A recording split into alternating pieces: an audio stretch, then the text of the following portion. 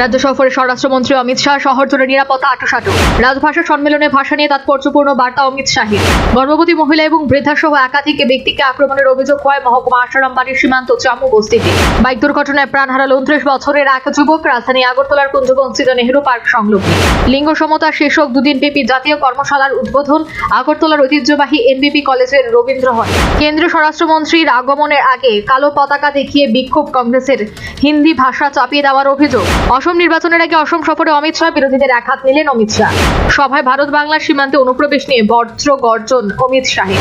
হায়দ্রাবাদী বিরিয়ানিতে 70,000 কোটির কর ফাঁকি, বিরাট চক্রের পর্দাফাশ পুলিশের। রাজ্য জুড়ে তপ্ত রোদ, সর্বোচ্চ তাপমাত্রা বাড়ল 2 ডিগ্রি। খোয়াই মহকুমার সীমান্ত গ্রাম চামু বস্তিতে বিএসএফ এর শূন্য গুলি।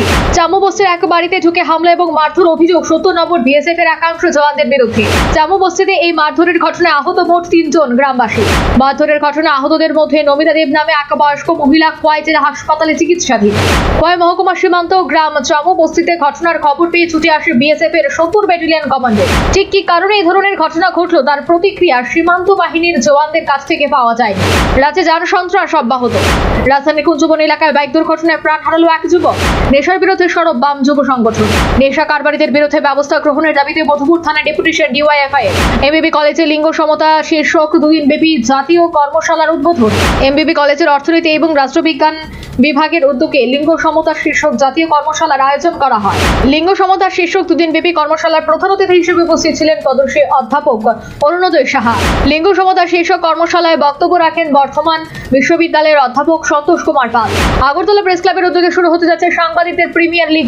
সাংবাদিকদের নিয়ে প্রিমিয়ার লিগে মোট 4টি দল অংশগ্রহণ করে।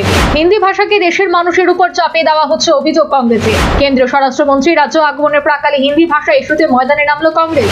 রাজ্যে মারুতি সুজুকি বৈদ্যুতিক গাড়ির উদ্বোধন। আগামী 10 দিনের মধ্যে বৈদ্যুতিক গাড়ির ডেলিভারি শুরু হবে বলে জানিয়েছে জৈনদ্য। কৈলাসহরে মাছবাজার সংলগ্ন এলাকায় আবর্জনা স্তূপে ভয়াবহ অগ্নিকাণ্ড। পুর পরিষদের অসতর্কতায় ভোগান্তির শিকার কৈলাসহরবাসী। ভয়াবহ অগ্নিকাণ্ড থেকে অল্পেতে রক্ষা পেল কৈলাসহর মাছবাজার। রাজভাষা প্রচারে রাজ্যে এলো দিল্লি থেকে বিশেষজ্ঞদের এক প্রতিনিধি দল। রাজভাষা প্রচারে দিল্লি থেকে আগত বিশেষজ্ঞ প্রতিনিধি দলটি কুঞ্জবনস্থিত পিএম3 কেন্দ্রীয় বিদ্যালয় পরিদর্শন করে।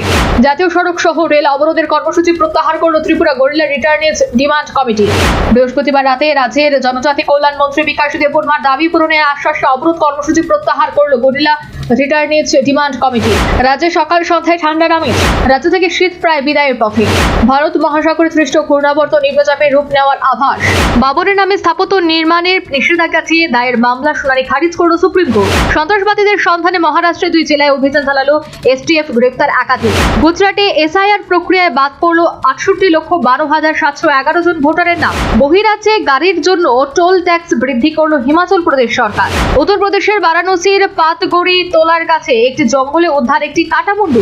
পশ্চিম দিল্লির জনকপুর এলাকায় একটি বেগতিক গাড়ির ধাক্কায় মৃত্যু হল 6 বছরের শিশু। মধ্যপ্রদেশের মাইহার জেলায় কুশপুতুল পোড়ানোর আগুন লেগে আহত এক পুলিশ কর্মী। দিল্লির এআই সম্মেলনে অব্যবস্থার প্রতিবাদে বিক্ষোভ দেখালেন কংগ্রেস কর্মীরা।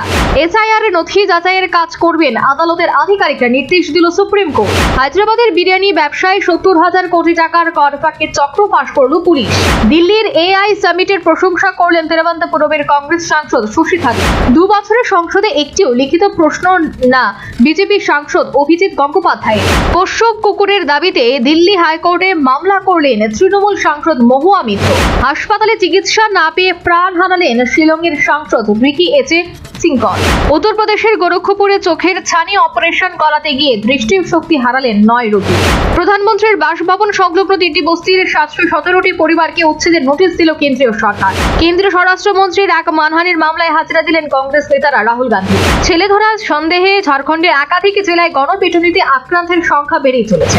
উত্তরপ্রদেশের হরদইয়ের বন্দে ভারত এক্সপ্রেসে পাথর হামলা রক্ষা পেলেন মোহন ভাগবত। 17 রাজ্য 5 কেন্দ্রশাসিত অঞ্চলে এপ্রিলে এসআইআর প্রস্তুতির নির্দেশ দিল নির্বাচন কমিশন। অ্যাবস্টিনের সঙ্গে যৌন কোচ্ছায় নাম জড়িয়েছে গ্রেফতার রাধা জলসের ভাই অ্যান্ড্রু। 200% শুল্ক চাপানোর হুমকি দিয়ে পাক ভারত সংঘাত রুখেছে বলে ফের বিস্ফোরক দাবি ট্রাম্পের। তারেককে দায়িত্ব নিতেই বাংলাদেশের সঙ্গে বাণিজ্য ভবিষ্যৎ নিয়ে চিঠি ট্রাম্পের। বাণিজ্য চুক্তির প্রতিদান ট্রাম্পের ডাকে সাড়া দিয়ে গাজার জন্য প্রস্তাবিত বোর্ড অফ পিসে ভারত। 10 দিনের মিনিট সময় দিচ্ছি, না হলে জুধাত ইরানকে হুমকি ট্রাম্পের, পাল্টা হামলার হুঁশিয়ারি তেহরানের। জেলবন্দি ইমরানকে দুবার সমঝোতার প্রস্তাব দেয় পাক সরকার, ফাঁস করলেন শরীফের উপদেষ্টা। অস্বস্তিতে ইসলামাবাদ, তারিখে জামানায় পরিস্থিতি বদলের ইঙ্গিত। বাংলাদেশে পুনরায় সব ধরনের ভিসা পরিষেবা শীঘ্রই চালু করবে ভারত। দফায় দফায় জিজ্ঞাসাবাদ শেষে প্রায় 12 ঘন্টা পর ছাড়া পেলেন ব্রিটেনের প্রাক্তন যুবরাজ অ্যান্ড্রু। ব্রিটিশ নৌঘাঁটি থেকে ইরান আক্রমণ করতে চায় ট্রাম্প, অনুমতি দিচ্ছে না প্রধান স্টারমার। ক্ষুব্ধ মার্কিন প্রেসিডেন্ট।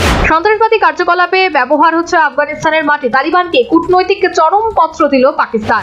অ্যাপস্টিনের আলোচিত খামার দিয়ে পুরনো তদন্ত শুরু করতে চাইছে নিউ মেক্সিকো। মার্কিন প্রতিরক্ষা মন্ত্রণালয়ের পেন্টাগনের ভবন কেনার প্রস্তাব পেয়েছিল কুখ্যাত অ্যাপস্টিন। ভেনেজুয়েলায় সাধারণ ক্ষমা আইন পাস, রাজনৈতিক নেতাদের মুক্তির সম্ভাবনা। মিশরের ট্রাক এবং পিকআপ ভ্যানের সংঘর্ষে নিহত 18। শারীরিক নির্যাতনের অভিযোগ তুলেও স্বামীর অনুমতি লাগবে আফগান মহিলাদের। ঐতিহাসিক রাজনৈতিক সম্মেলনের উদ্বোধন করলেন কিম জন উন।